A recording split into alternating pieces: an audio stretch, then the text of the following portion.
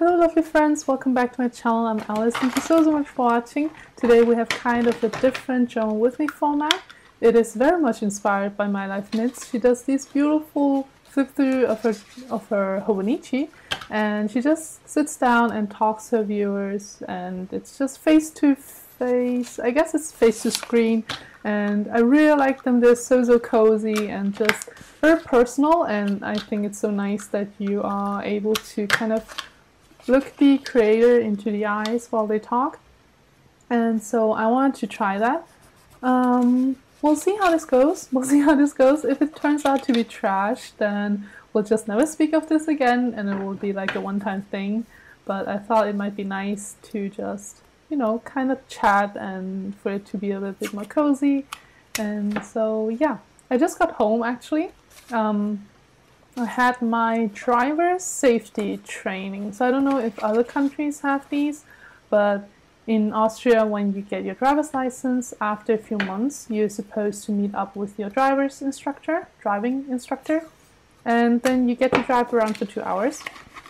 And he will point out any weird tics you have, any unsafe habits you have developed, I guess, over the few months. And just so that you can be a safe driver and for others to be safe as well. I got my driver's license in September, and ever since getting my driver's license I have not driven at all, so I was so nervous, and I really did not want to make this appointment, but I really have to, so I was super nervous, and he did scold me pretty badly. He asked me why I'm so stupid and why I haven't driven for so long, because if I don't drive at least once a month, then I will kind of forget the things that are important and I will kind of get out of touch with driving. So I got scolded, and then I also got scolded because he said that sometimes I apparently have the habit of blindly following what the person in front of me does, and he told me that's very unsafe and that is so dangerous, and so he told me to think more actively. But yeah, other than that, I did get praise for being a safe and responsible driver. So that's always been a very big concern of me, because I feel like there's this very huge stigma or like stereotype about Asian women being very bad drivers, and I never wanted, just with anything, I've never wanted to be someone who enforces a stereotype. So I don't know. I don't think I'm a good driver simply because I lack practice. Other than that, I do think I'm very safe or responsible enough. I take driving very seriously. I have a very healthy amount of respect for cars. So yeah, but after a few months I will have to go back again.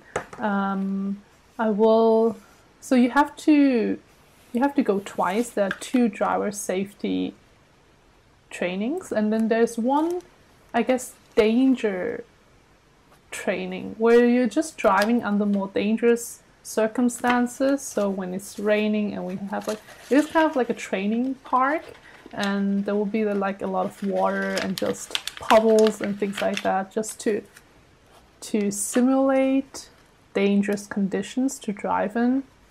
So we'll have to do that in a few months, I think in maybe 2 months or so. But yeah, sorry, I had to cut. I had a very bad cough building up, and I didn't exactly want it for that to be my first impression, or the first impression you guys have of me. But yeah, so I don't really have anything in particular to talk about in this spread. I do have like my video running down here, that's why I'll be looking down quite often.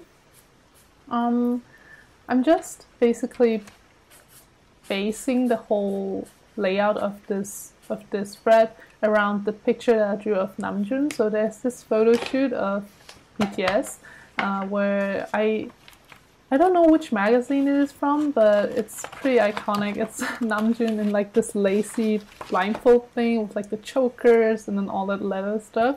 So it's so pretty, and I drew a ton of Namjoon around that time.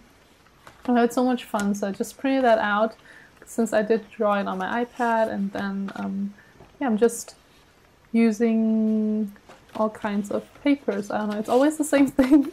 It's always the same thing. So it's also actually super fun when people, I guess, newly find my channels and then they see a small BTS picture and then you guys always leave comments, and it's so cute where you guys ask, oh, is that Taehyung from BTS? I'm like, yes it is. So I often forget that most of you don't or haven't been following me for that long, because a few months back I used to use a lot more BTS pictures. I think my newer spreads are a little bit more romantic and soft and cutesy, and I've been using a lot of just sky pictures and pictures of like flowers and all that. And before that I used to use a lot of BTS. So I think, I don't know actually why. I think maybe because I've been listening to like a lot of very romantic, fluttery, sweet and cutesy songs while journaling. So I'm sure that influences it a lot. I think the music that I listen to heavily inspires and also heavily influences the spreads that I create.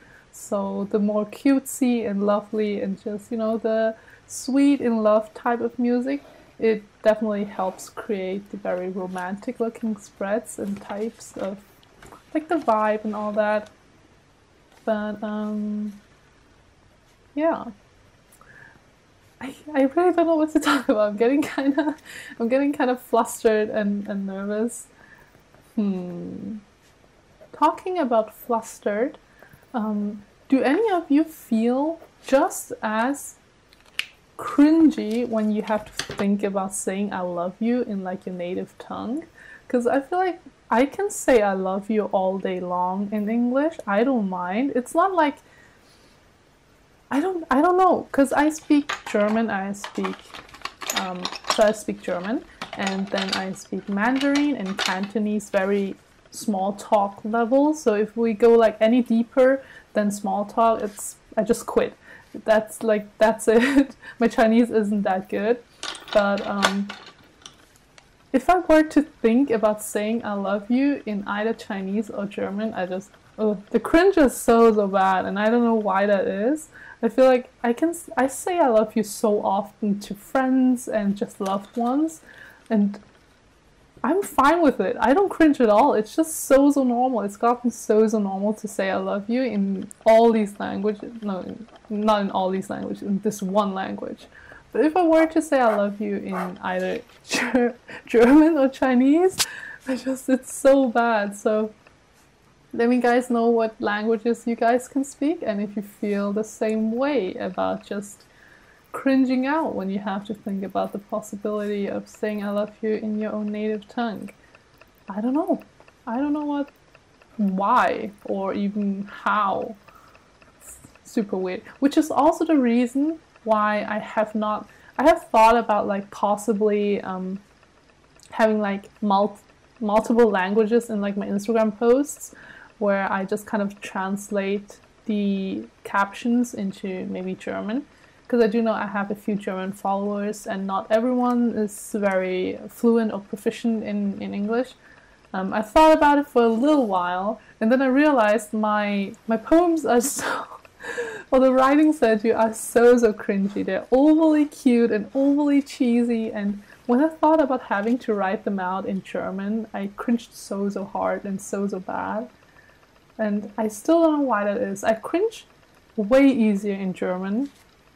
Then I can just be super cheesy in English. I can be so over the top cheesy. But if I were to say the exact same thing in German or Chinese, no, it's not gonna happen. So who knows why? But yeah, this is actually, we're pretty close to the end of the video, so I'm just gonna say my byes now. And I want to say thank you guys so much for watching. This was so much fun to do. My cheeks hurt a little bit from smiling too much. So thank you guys so much for watching. I really hope you guys enjoyed this. It was so much fun for me to just chat with you guys. And I really hope you enjoyed this. I've said this 3 times now. I'll see you guys next time. I really hope you stay creative. I hope you stay well. And I'll see you guys next time. Thank you. Bye.